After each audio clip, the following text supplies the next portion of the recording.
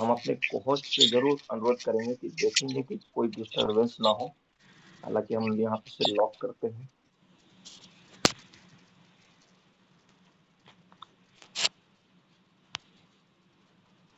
Okay.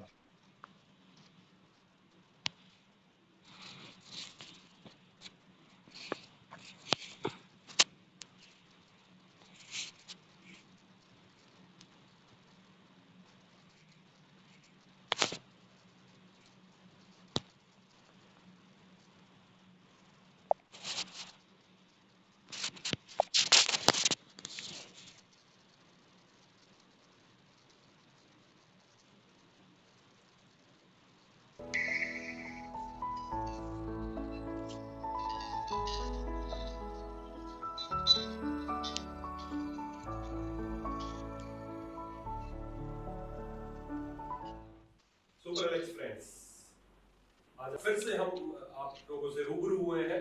Special आज हम बात करने वाले हैं दोस्तों एक ऐसी बीमारी के ऊपर जिस बीमारी को बहुत पीड़ादायक समझा जाता है। एक ऐसी बीमारी जो कष्टकारी बीमारी है, जिससे लोग परेशान रहते हैं, जिससे उनका दैनिक जो रोजमर्रा के कार्य हैं वो प्रभावित होते हैं। कहने को वो बीमारी छोटी सी है, लेकिन बहुत ही पीड़ादायक बीमारी है, कष्टदायक बीमारी है। और एक ऐसी बीमारी जिसको लोग बताते हुए, आपस में शेयर करते हुए उस बीमारी से, देखिए दुर्भाग्य की बात है कि बीमारी है लेकिन उसको आपस में शेयर करते हुए लोग संकोच महसूस करते हैं। तो आज एक आप समझ गए होंगे काफी हद तक, लेकिन फिर भी मैं आज आपको बता दूं कि आज हम एक ऐसी बीमारी के ऊपर बात करना चाहते हैं और वो इतनी कॉमन बीमारी है, इतनी कॉमन बीमारी है कि हर भारतीय में से हर तीसरे व्यक्ति को वो प्रॉब्लम है। जी हाँ, बहुत ही कॉमन बीमारी, बहुत पीड़ादायक बीमारी, कष्टदायक बीमारी, आदमी का जो पूरे दिन का डेली रूटीन प्रभावित कर देने वाली बीमारी। और ये बीमारी कितनी है हमारे भारत में, इस बात का अंदाजा इसी बात से आप लगा सकते हैं कि जम्मू कश्मीर से कन्याकुमारी या नागालैंड से लेकर गुजरात तक कहीं भी आप बाई रोड जाएं, दीवारों पे उस बीमारी की एड आपको जरूर मिल जाएगी। जी हाँ, आप समझ गए होंगे आज हम बात कर रहे हैं एक बीमारी की जिसका नाम है बवासीर, अर्श, पाइल्स। बहुत ही कॉमन सी बीमारी है। कहीं भी आप भारत में कहीं भी जाइए, मैं बाई रोड ट्रैवल करता हूं तो मैं मोस्टली जगह दीवारों पे हर जगह एक ही ऐड पाता हूं, बवासीर एक टीके में जड़ से ठीक, बवासीर का ये इलाज, बवासीर का वो इलाज, पाइल्स ये, पाइल्स वो, पाइल्स वो। हर दीवारों पे पूरा भारत लदा पड़ा है दीवारों से, एक ऐड मिलती है, या तो गुप्त रोग वाली ऐड मिलती है या पाइल्स वाली ऐड मिलती है। ये दो ही ऐड मिलती है। तो इसी से अंदाजा लगाया जा सकता है कि बीमारी कितनी कॉमन है और कितने लोग इससे प्रभावित होंगे। जी हाँ, आज हम इसी पाइल्स के ऊपर बात करेंगे। इस पाइल्स को क्या समझने की कोशिश कीजिए। बहुत ही साधारण सी बीमारी है, समझने की कोशिश करें। अगर आप बीमारी को समझ गए तो इसको ठीक करना बहुत आसान है, बहुत आसान है। नहीं तो लोग परेशान रहते हैं, सालों निकल जाते हैं, लोग बेचारे परेशान रहते हैं, किसी को बता नहीं पाते, संकोच में रहते हैं, क्या बीमारी किसी को बताऊं, किसी को बताऊंगा तो पता नहीं क्या। अरे बहुत ही साधारण सी बीमारी, आज मैं आपको सरल शब्दों में समझाने की कोशिश करूंगा और केवल एक लाइन में आपको बीमारी समझ में आ जाएगी। और अगर बीमारी समझ में आ गई तो उसका निवारण बहुत आसानी से आप लोग कर लेंगे। तो दोस्तों आज हम बात करेंगे पाइल्स के ऊपर।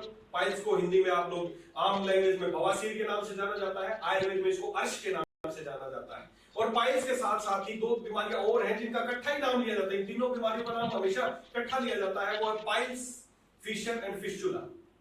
पाइल्स जिसको बवासीर बोलते हैं, फिस्टुला जिसको भगंदर के नाम से जाना जाता है, और फिशर जिसको फिशर के नाम से कॉमनली जाना जाता है। इन तीनों में क्या फर्क है अमूमन मरीज को पता नहीं होता, उसको तो बस जो लक्षण है वो नजर आते हैं, वो समझता है तुझे बवासीर है। कई बार बवासीर, फिशर और फिस्टुला, इन तीनों को कलेक्टिवली इनको एनल कैनाल या रेक्टम की डिजीज माना जाता है और लोग इसमें आपस में फर्क नहीं महसूस कर पाते। तो आज मैं आपको बताऊंगा पाइल्स, फिशर और फिस्टुला, इनमें क्या डिफरेंस है, तीनों को कैसे अलग अलग समझा जा सकता है, तीनों को कैसे बहुत आसानी से ठीक किया जा सकता है। बहुत आसानी से ठीक किया जा सकता है अगर आपको कारण पता हो। दोस्तों मैं हमेशा यही बात बोलता हूं, किसी भी बीमारी को ठीक करने का तरीका एक ही है। हमें तीन चीजें पता है, कारण, लक्षण और निवारण। तो कारण अगर पता है तो उसका निवारण किया जा सकता है। अगर लक्षण, खाली लक्षणों की चिकित्सा करते रहेंगे तो बीमारी कभी ठीक नहीं हो सकता, जैसा कि मॉडर्न साइंस में होता है।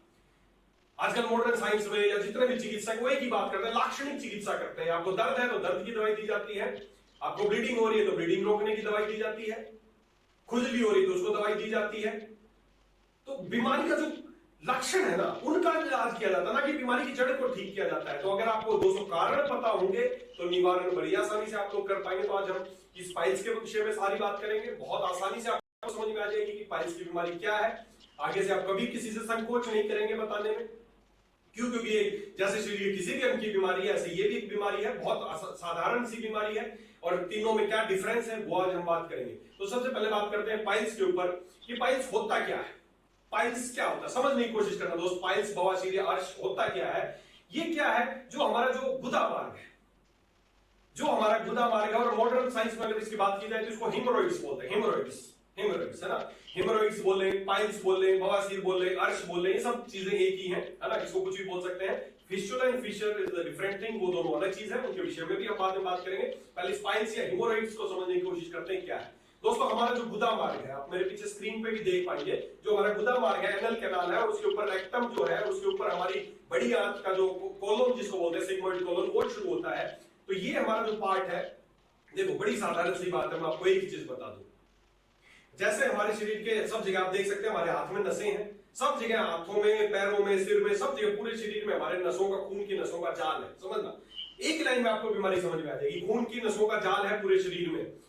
वैसे ही हमारे गुदा मार्ग और जो भी हमारे शरीर के पार्ट है, वहां पे भी नसों के गुच्छा है, नसों का जो ब्लड है, ब्लड सर्कुलेशन पूरे शरीर में है। अगर नहीं होगा तो पार्ट जिंदा ही नहीं कह सकता। तो जैसे हर जगह नसें हैं, वैसे ही हमारी गुदा मार्ग जो है, हमारा जो लैट्रिन का रास्ता है, मल द्वार है, वहां पर भी नसें हैं। और ये नसें जो वेन्स है, जो वहां पे ब्लड वेसल्स हैं, जब वो किसी कारणवश फूल जाती हैं, बस समझने की कोशिश करना, जैसे यहां की नस फूल जाए, वैसे ही हमारे गुदा मार्ग पे अगर नस फूल जाए तो उस बीमारी को बोलते हैं पाइल्स, बवासीर। बड़ी साधारण सी बीमारी है। वहां पे नसों का गुच्छा होता है, नस है वहां पर भी, किसी कारणवश जब उन नसों पे ज्यादा प्रेशर पड़ता है तो फूल जाती है, और फूल जाती है तो बीमारी होती है पाइल्स, बवासीर। बहुत कॉमन सी बीमारी है। कोई बोलते हैं बवासीर के मस से उग गए, कोई बवासीर के मस से नहीं होते, बवासीर की फुंसी हो गई, ऐसा कुछ नहीं है। जैसे सारी नसें हैं, और जब नसें फूल जाती हैं तो उसको बोलते हैं बवासीर, पाइल्स, हेमोरॉइड्स। कैसे होती है, क्यों, कारण क्या है, वो मैं बाद में बात करूंगा। पहले समझने की कोशिश करें होता क्या है। तो वहां पे नसें फूल जाती हैं। अभी नसें फूलती हैं, ये भी दो तरह का होता है। अगर मॉडर्न साइंस की बात करें या आजकल के आधुनिक विज्ञान के हिसाब से बात करें तो हेमोरॉइड्स दो तरह के होते हैं, इंटरनल और एक्सटर्नल। अगर आयुर्वेद की बात करें तो आयुर्वेद में अर्श को दो नाम से दिया गया है, शुष्क अर्श और आर्द्र अर्श, गीला और सूखा। और अगर बिल्कुल आम लैंग्वेज में बात करें, आप लोग लैंग्वेज बात करें तो इसको बोलते हैं खूनी बवासीर। External hemorrhoids, internal hemorrhoids. अब होता क्या, समझने की कोशिश करना, साथ साथ मेरे पीछे स्क्रीन पे भी बीच बीच में आप देखते रहेंगे, आपको समझने की अच्छे से समझ में आएगा। आप इमेज करें इसको। जो हमारा रेक्टम है, जो हमारा जो मल द्वार है, आप देख सकते हैं मेरे पीछे मल द्वार है, इसके ऊपर होता है रेक्टम, जिसको हम, जहां पर मल संचय होता है, वहां पर मल संचय होता है। एनल एक कैनाल, एक छोटा सा रास्ता है जहां से मल हम त्याग करते हैं। अब इंटरनल हेमोरॉइड्स क्या होते हैं? इंटरनल हेमोरॉइड्स होते हैं कि जो हेमोरॉइड्स, जो नसें, जो हमारे अंदर रेक्टम के जो पार्ट, एनल कैनाल और रेक्टम जहां पर मिलते हैं, उस लाइन को, वहां पर की नसें, वहां पे नसों का गुच्छा होता है, जब वो नसें फूल जाती हैं तो उसको बोलते हैं इंटरनल हेमोरॉइड्स। फोर्थ ग्रेड में क्या होता है, पर पहले एक चीज, एक बात बता दूं, जो इंटरनल हेमोरॉइड्स है, इसमें मुख्यतः इसको आप खूनी बवासीर बोल सकते हैं, इसको अर्श बोल सकते हैं, गीला अर्श बोल सकते हैं। इसमें क्या होता है, अंदर की जो बाहर वो नसें नहीं है, वो अंदर की नसें हैं, वो फूल जाती हैं, और वहां पर वो आपको मलावरोध कर सकती हैं, या दूसरी जो भी लक्षण मैं आपको बताऊंगा, लेकिन वहां पर नस फूल जाती है, और उसमें से जब वो कभी फूट जाती है तो ब्लीडिंग शुरू हो जाती है। तो ये जो मुख्यतः पेन ज्यादा नहीं होता है, इसमें ब्लीडिंग का ज्यादा आपको लक्षण नजर आएंगे। तो लेकिन ये ग्रेड पहले आपको समझा, फिर लक्षणों पे बात करेंगे। इंटरनल हेमोरॉइड्स ग्रेड 1 में क्या होता है, नस है वो फूली है, और जब आप मल त्याग करेंगे तो उस समय आपको वो फूट सकती है, वहां से ब्लीडिंग हो सकती है। ये ग्रेड 1 में कभी कभी ब्लीडिंग होगी, फिर कुछ समय लोग बोलते हैं सर मुझे एक बार लेकिन जाता हूं ब्लीडिंग होती है। समझने की कोशिश करना, तो ताजा खून निकलता है, फ्रेश ब्लड निकलता है, निकलता है, और एक बार निकलता है, अगले महीने तक कुछ नहीं होता, फिर 6 महीने बाद, महीने बाद, 1 साल बाद फिर से ब्लीडिंग होती है। ये है ग्रेड 1 हेमोरॉइड। ग्रेड 1 कि वो नस फूल गई थी, वो फूट गई, उसका ब्लड निकला, फिर धीरे धीरे वो ब्लड से भरेगी, 6 महीने लग जाएगा, किसी को 2 महीने लगेंगे, और वो फिर किसी दिन मल त्याग करते फूट जाएगी, और फिर आपको ब्लीडिंग हो जाएगी। इसको होता है ग्रेड 1। ग्रेड 2 में क्या होता है, ग्रेड 2 में वो नस फूल गई है, फूल के जब मल त्याग करते हैं, आप मेरे स्क्रीन में देख पाएंगे, मल त्याग करते हैं, वो नस दूस पड़े और मल के साथ बाहर तक जाती है। तो बाहर निकल रहा है जब वो मल त्याग करता है, लेकिन जैसे वो ब्लीडिंग और जैसे ही मल त्याग खत्म होता है तो वो नस जो ब्लीडिंग जो हेमोरॉइड्स है, जो फूल चुकी है नस, वो वापस अपने स्थान पर चली जाएगी। ये ग्रेड 2 है। बाहर आएगी लेकिन अपने आप स्वतः ही वापस चली जाएगी, वो ग्रेड 2 है। ग्रेड 3 में क्या है, जो नस है वो बाहर आएगी, बाहर तक आएगी मल के साथ, और बाहर आपको महसूस होगा कि कुछ फूला हुआ, फिर जो लैट्रिन का रास्ता है, जो मल द्वार है, उससे बाहर कोई चीज महसूस होगी आपको। मल त्याग के पश्चात क्या होगा, तभी वो बाहर महसूस होगी आपको। अपनी उंगली से या किसी भी चीज से उसको दबाते हैं तो वापस अंदर चली जाती है। ये ग्रेड 3 हेमोरॉइड्स है। मैं ग्रेड आपको इसलिए बता रहा हूं कि चिकित्सा इन्हीं पर निर्भर है कि आपको ग्रेड 1 है, ग्रेड 2 है, ग्रेड 3 है, ग्रेड 4 में पहुंच गए हैं। तो ग्रेड 1 में क्या है कि कभी कभार ब्लीडिंग होगी, जो वो जिसको आप मस्सा के नाम से जानते हैं, जो ब्लड वेसल वो बाहर नहीं आएगी, ग्रेड 1 है।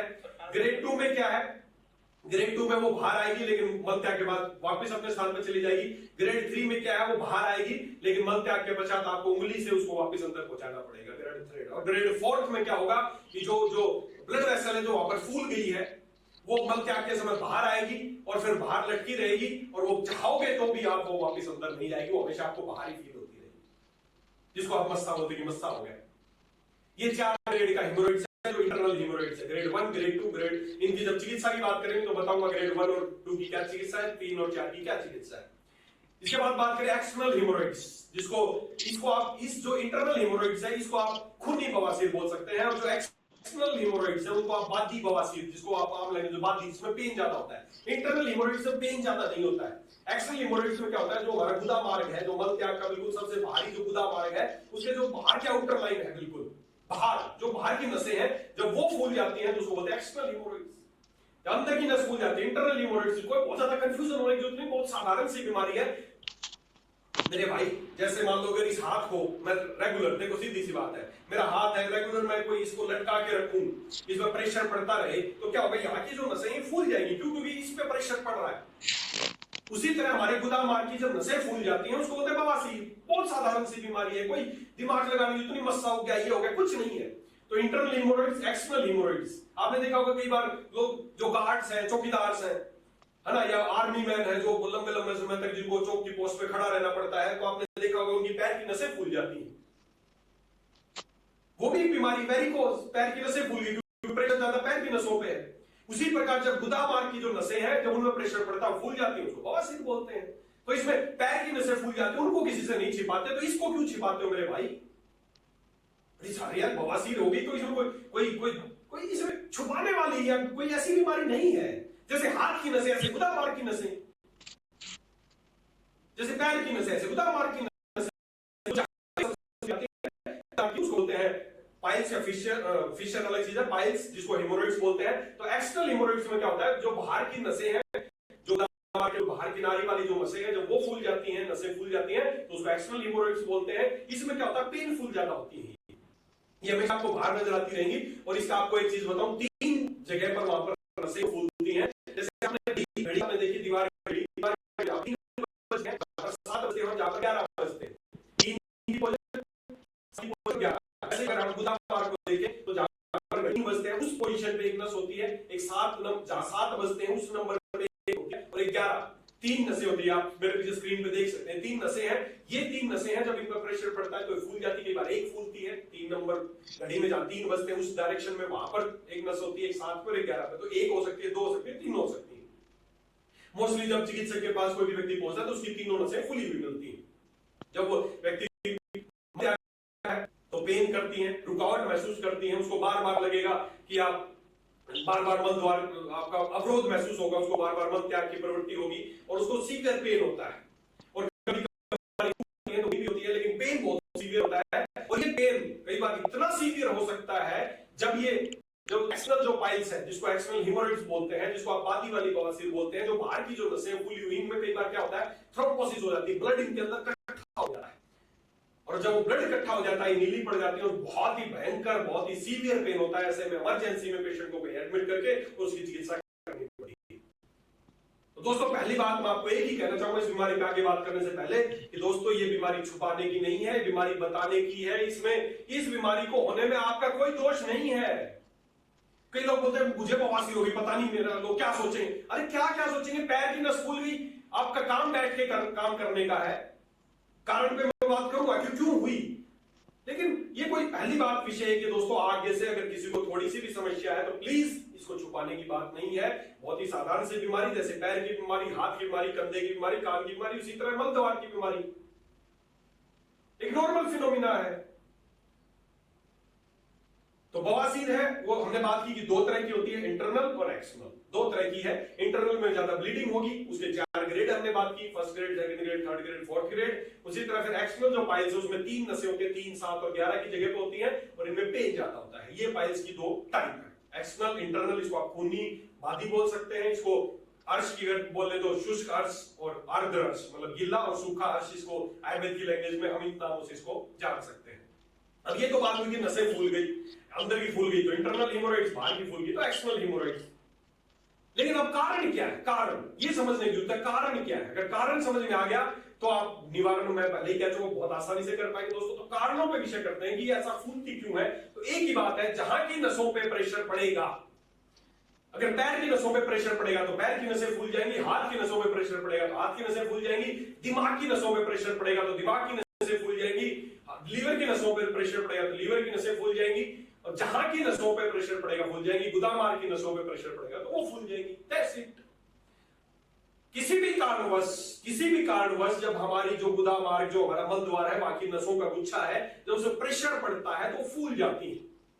और प्रेशर पड़ने का जो सबसे, अब प्रेशर क्यों पड़ता है, देखो एक ही बात है कि प्रेशर पड़ता है। अब वो प्रेशर क्यों पड़ता है, उसके 4-5 कारण है। सबसे पहला कारण है प्रेशर पड़ने का कि मल त्याग करते वक्त जोर लगाना। मल त्याग करते वक्त जोर लगाते हैं तब आपको उसकी नसों पे ज्यादा, क्योंकि वहां पर जोर लगा रहे हैं, जोर लगा रहे तो नसों पे प्रेशर पड़ेगा, फूल जाएंगी, छोटी सी बात है।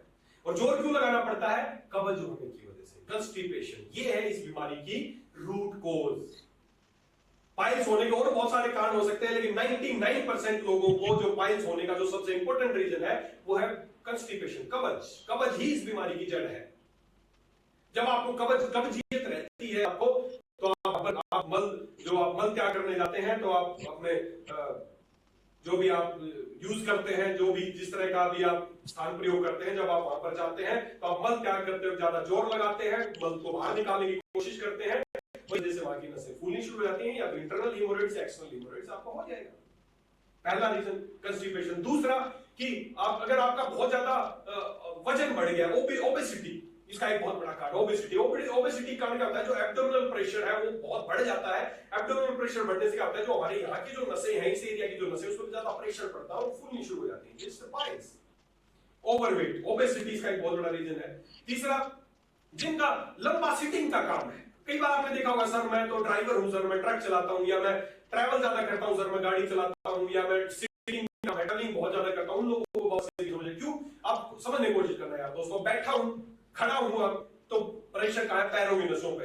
अगर ऐसे बैठे रहेंगे, अगर कोई गाड़ी में बैठा, कहां बैठा, तो सारी नसों का जो ब्लड का फ्लो कहां गया, यहाँ की नसों पे गया। इसमें संकोच की कोई बात नहीं है। यहाँ की नसों पे गया तो यहाँ की नसों पे प्रेशर पड़ेगा, फूल जाएगी। बस इसमें उसकी क्या कसूर है। अगर वो ट्रैवल करता है लंबा, उसको बवासीर, उसका क्या कसूर है भाई, क्यों छुपा रहे हो भाई।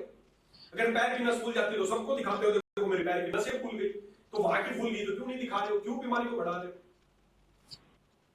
तो जो ज्यादा ट्रैवल करते हैं, ज्यादा सिटिंग का काम है, जो ड्राइवर्स हैं, कंडक्टर्स हैं, उनको ये बीमारी ज्यादा हो सकती है। तो सबसे पहला तो मल त्याग करने में कंस्टिपेशन होना, दूसरा मोटापा, तीसरा जिनका ज्यादा लंबा बैठने का, सिटिंग का कार्य है, उन लोगों को समस्याएं ज्यादा होती है। ये इसके मुख्य कारण है। इसके अलावा और भी छोटे मोटे कारण है, जैसे कि प्रॉपर हाइजीन ना रखना, गुदामार्ग की प्रॉपर सफाई ना करना, और जो सबसे बड़ा जो इंपॉर्टेंट चीज है आज, जो सबसे ज्यादा इस बीमारी को बढ़ाने का जो एक सबसे बड़ा मुख्य कारण जो हमारे घरों पाया जाता है, जो हमारा जो कल्चर चेंज हुआ ना दोस्तों। देखो बिल्कुल आपको व्यवहारिक बात बता रहा हूं, जो 100% प्रूवन बात है।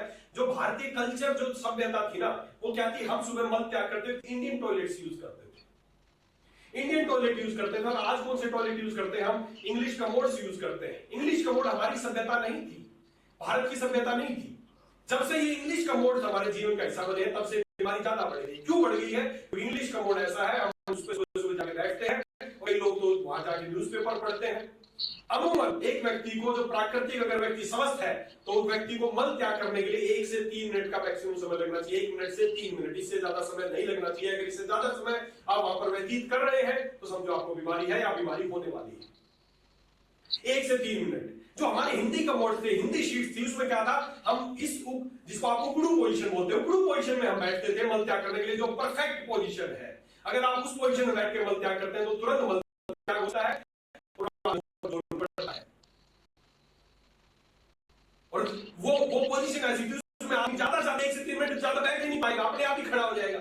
और आज इंग्लिश का मोड में तो क्या आराम से बैठते हैं वहां पर न्यूज़पेपर पढ़ते हैं, फोन में लगे रहते हैं। मैं देखता हूं आदमी 5 मिनट से लेकर आधा घंटा 40 मिनट तक उसमें व्यतीत करते हैं। बीमारी का मुख्य कारण है। 1 से 3 मिनट का समय मल त्यागने के लिए लगना चाहिए और आप लगा रहे हैं 15 मिनट, 20 मिनट, 25 मिनट, आधा घंटा, 40 मिनट। मैंने देखा, मैं लोगों से कई बार पूछता हूं, भाई साहब इतनी देर अंदर क्या कर रहे थे? बोले बस वो बैठे वहां पे, मैं अपना फोन देखता हूं, साथ ही साथ फ्रेश। अरे फ्रेश, ये फ्रेश हो रहे हो? अगर बैठना है तो वैसे ही अंदर एक चेयर डाल के बैठे, उस पर बैठ के मल त्याग करने के लिए आप क्यों बैठे? अंदर अगर आपको शांति चाहिए। मैं एक बार मेरे दोस्त के घर गया तो काफी समय हो गया, वो मैं बाहर वेट कर रहा था, तो वो बोले कि सर अंदर है। तो काफी समय हो गया, आधे घंटे 40 मिनट बाद वो मेरा दोस्त बाहर आया। मैंने पूछा यार कहां चला गया इतनी देर? बोला सर शांति निकेतन में था। शांति निकेतन में था? ये कौन सी जगह है? तो बोला चलो आप दिखाता हूँ। अंदर लेके अपना टॉयलेट दिखा, बोले ये शांति निकेतन। मैंने कहा ये शांति निकेतन है? बोला हाँ सर, यहाँ बैठता हूँ बड़ी शांति मिलती है, कोई चीख चीख पिक नहीं, इसलिए 40 मिनट यही बैठता हूँ, शांति निकेतन में रोज बिताता हूँ। तो दोस्तों शांति निकेतन में अगर समय बिताना है तो उसपे फ्रेश होने के लिए मत जाइए, अंदर वैसे चेयर लगा लीजिए और आराम से उसको शांति भवन बनाइए, शांति निकेतन बनाइए, कुछ भी बनाइए जो आपकी मर्जी बनाइए, लेकिन उस समय कम से कम अपनी बीमारी को मत बढ़ाइए। तो आगे से कभी फ्रेश होने के लिए अगर कोशिश करें, आपके घुटनों में अगर कोई बहुत ज्यादा प्रॉब्लम नहीं है, अगर आप बैठ पाएंगे उस पोजीशन में, इंडियन पोजीशन में, तो कोशिश करें दोस्तों अपने घर पे या कहीं भी आप इस्तेमाल करें तो इंडियन टॉयलेट इस्तेमाल करने की कोशिश करें, ताकि जिससे आपकी जल्दी आप फ्रेश होंगे और आपको इस तरह की बीमारियां नहीं होगी। तो इसके कारण क्या है? इसका कारण सबसे पहला एक ही कारण, जो मुख्य कारण है, कंस्टिपेशन, कब्ज। दूसरा मोटापा, और तीसरा कि ज्यादा सीटिंग की पोजीशन में ज्यादा बैठना और ज्यादा वहां पर सफाई, और एक चौथा जो कारण है वहां पर प्रॉपर हाइजीन ना रखना, सफाई ना रखना। देखो प्रैक्टिकल सी बातें बता रहा हूं आपको। हम इंडियन स्टाइल में सीट पे बैठते थे, वहां मल त्याग करने के बाद अपने हाथ से हम गुदामार को साफ करते थे। आजकल बड़ा आधुनिक हो गया है सब कुछ, बहुत आधुनिक हो गया है। इंग्लिश सीट पे बैठते हैं, बटन दबाते हैं, अपने आप ही साफ हो जाता, हाथ लगाने नहीं पड़ता है। सबसे गलत तरीका है, अनहाइजेनिक। वहां पे सफाई नहीं हो सकती। जो भारतीय जो कल्चर, जो सभ्यता थी, हमें अपने हाथ से गुदामार को साफ करते थे, जिससे हमें महसूस होता था वहां पर, हाथ हम इसलिए इस्तेमाल करते थे, हमें महसूस हो जाता था वहां पर क्या है, वहां पर की नसें तो नहीं फूल गई हैं, वहां पर कुछ और बीमारी तो नहीं हो गई, प्रॉपर उसको साफ कर पाते थे। आज नहीं होता, बैठे हैं उसमें आराम से बैठे रहते, उसके बाद बटन दबाते हैं, साफ हो जाता है। गलत तरीका है, इसी वजह से बीमारी ज्यादा बढ़ रही है। आज बड़ी कॉमन, छोटे छोटे बच्चों में आते हैं, बोलते हैं, जब भी मेरे पास बहुत सारे पेशेंट आते हैं, छोटे छोटे बच्चे आते हैं, लैट्रिन जाता है, खून आता है। क्यों? क्योंकि आधा घंटा तो फोन गेम खेलते हैं टॉयलेट में बैठे। तो दोस्तों ये सब इसके कारण है।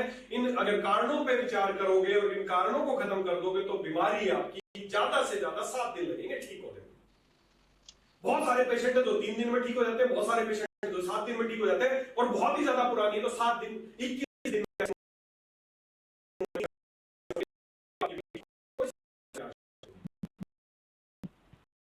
आज इसके लक्षण क्या लेंगे? सबसे पहले उसका लक्षण है वो होता है ब्लीडिंग। जब मल त्याग के लिए जाएंगे, लैट्रिन के लिए जाएंगे, तो ब्लीडिंग वहां पर होगी, और ब्लीडिंग का एक जानना है, फ्रेश ब्लड निकलना, हमेशा फ्रेश ब्लड, लाल रंग का ब्लड निकलेगा। वो बूंद के रूप में बन सकता है, एक धार के रूप में बन सकता है। तो ब्लीडिंग जो अक्सर की अगर देखें तो बवासीर शुरू हो चुकी है। आपका जो ब्लड ग्रुप है वो इंटरनल नहीं आ रहा, काले रंग का खून आ रहा है, जमा हुआ था, तो कोई लोग उसको भी बोलते हैं ब्लड आया, और मैं बहुत दिन से आ रहा था बवासीर, बाद में पता चला उसकी तो हाथों में नेक्रोसिस हो गया था, हाथों में कैंसर था, हाथों में ट्यूमर था। अगर ऊपर हाथों में कहीं से ब्लड आएगा तो वो ब्लड काले रंग का आएगा, जमा हुआ आएगा। अगर बवासीर का ब्लड आएगा तो फ्रेश ब्लड आएगा। फर्क समझे इस चीज को। काले रंग का जमा हुआ कत्थे के रूप में ब्लड आएगा तो समझो कि ऊपर इंटरनल ब्लीडिंग कहीं हो रही है, आंतों में ब्लीडिंग है और वो जमा हुआ खून आ रहा है। अगर बवासीर है तो वहीं पर ब्लड निकल रहा है, फ्रेश ब्लड आएगा तुरंत। तो ब्लीडिंग होना इसका एक मुख्य लक्षण है। दूसरा, गुदा मार्ग में दर्द होगा, असहनीय पीड़ा होती है। कई बार आदमी अपने दैनिक कार्य मल त्याग के पश्चात अगले 3-4 घंटे तक बहुत असहनीय पीड़ा होती है उसको, बहुत पीड़ा होती है उसको। तीसरा है जलन और खुजली, दर्द, जलन और खुजली। वहां पर आदमी को जलन महसूस होती रहेगी, वहां पर हमेशा उसको बर्निंग सेंसेशन रहेगी, डिस्कंफर्ट होता रहेगा, खुजली वहां पर बार बार उसको खुजली जैसा महसूस होगा। ये 4 लक्षण मिले तो समझ लीजिए आप बवासीर की तरफ बढ़ गए।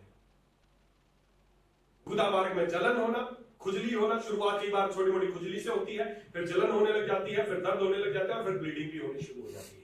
तो ये 4 मुख्य लक्षण पाए जाते हैं बवासीर के, जिसे आप पहचान सकते हैं कि बवासीर है। उसके बाद आप बड़ी आसानी से चेक करके ये देख सकते हैं कि एक्सटर्नल है या इंटरनल है। अगर आप गुदा मार्ग को बाहर हाथ से साफ करें तो आपको बाहर 3 नसें महसूस होंगी, समझिए एक्सटर्नल पाइल्स है।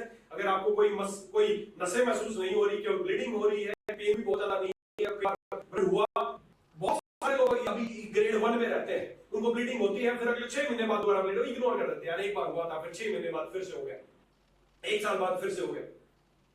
तो ग्रेड 1 है, अगर अभी से उसको पहचान लोगे और अभी से उसके कारणों को दूर करना शुरू कर दोगे तो ग्रेड 2 पे आने से उसको रोक सकते हैं। तो ये सारे लक्षण मिलेंगे, दर्द होगा, खुजली होगी, ब्लीडिंग होगी और जलन वहां पर महसूस होगी। सोच के देखिए आप, ये बड़ी कष्टकारी बीमारी है। गुदा मार्ग में अगर जलन, खुजली, दर्द है तो व्यक्ति दिन भर उसको आदमी बेचैन रहता है। सुबह मल त्याग करने के बाद बोलते हैं फ्रेश हो गया, फ्रेश नहीं हो गया है, वो तो डिफ्रेश होके आ गया है। पूरे दिन वो बड़ा परेशान, अगले 4 से 5 घंटे वो काम पे नहीं जा सकता, जाता है तो वहां पे भी बस उसका ध्यान हमेशा यही रहता है, बड़ा डिस्कंफर्ट है, पेन है, उसको बार बार मल त्याग की प्रवृत्ति होती है। तो ये लक्षण इसके पाए जाते हैं।